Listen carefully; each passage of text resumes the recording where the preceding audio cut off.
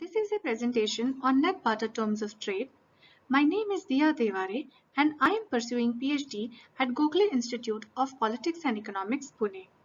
This is my second subjective assignment under the course Academic Learning, my instructors being Dr. Ajay Simaldi and Dr. Mona Simaldi, who are affiliated to HNB Garhwal University.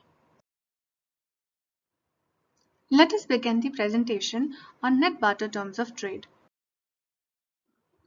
Let us first understand the meaning of net barter terms of trade. The net barter terms of trade are expressed as the ratio between the index of export prices to the index of import prices. So we can say that it is an index of an index. The concept of net barter terms of trade was introduced by F.W. Taussig in 1927. This concept was called as commodity terms of trade by Jacob Weiner. Let us now understand how the NBTT is calculated. It can be calculated by a simple formula TC is equal to Px by Pm multiplied by 100, where TC denotes the commodity terms of trade or net barter terms of trade, Px denotes the export prices of commodities, and Pm denotes the import prices of commodities. Since it is an index number, the ratio of index of prices of exports and the index of prices of imports, it is multiplied by 100. Thus, it is not an absolute measure. It measures the percentage change of a variable over time. This can be done by comparing the value of variable at present to the value of the variable in the pre-decided base year. Now, the choice of the base year is a very important criteria for accurate calculation of an index. The base year cannot be marked with erratic volatile changes such as changes due to war outbreaks, major technological changes, structural changes, etc. Thus, we can see that an index number is a relative measure. It measures the relative changes in prices, quantities, or values of any variable of interest. For example, the MOSPI, that is the Ministry of Statistics and Program Implementation of India, records many such official statistics that contain index numbers such as food prices, housing prices, clothing prices, wages, etc. There is a general surmise regarding the commodity terms of trade. It is believed that an improvement in the commodity terms of trade increases the economic welfare of a country. One may wonder, how is it possible?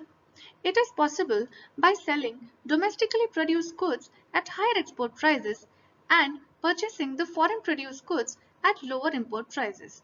That is expected to increase welfare. Thus, we export domestically produced goods at higher prices, which results into earnings, and import the foreign produced goods at lower prices, which again results into earnings as we lose less foreign exchange.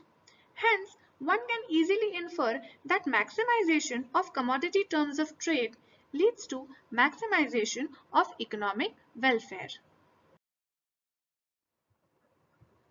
An important question that arises here is that does maximization of commodity terms of trade mean the maximization of welfare? The answer to this is no. One cannot generalize that maximization of commodity terms of trade would lead to maximization of welfare. Let us look at the reason now. On the export side, if the export function is more elastic, a rise in the export price would lead to a fall in export earnings. Similarly, on the import side, if the import function is more elastic, a fall in import price would lead to a rise in import spending.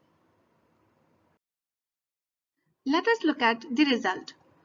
A fall in export earning coupled with an increase in import spending will mean a decline in welfare even though the commodity terms of trade are favorable. I have presented this situation in form of an equation, that is, a fall in export earning plus an increase in import spending is equal to decline in welfare. It was Professor Havler who suggested a probable panacea for such a situation, that a country should try to optimize the terms of trade rather than maximize the terms of trade. The terms of trade get optimized at such levels of export and import prices where the export earning is maximum while the import spending is the least possible. Let us look at the limitations of net barter terms of trade. The major limitation of net barter terms of trade is that it fails to capture the qualitative changes between two time periods, as it is based only on the price ratio of the commodities. The other limitations are selection of appropriate base year, selection of the time interval to construct the index number, the type and the number of goods, limited applicability as it does not account for any productivity changes, etc. Thank you.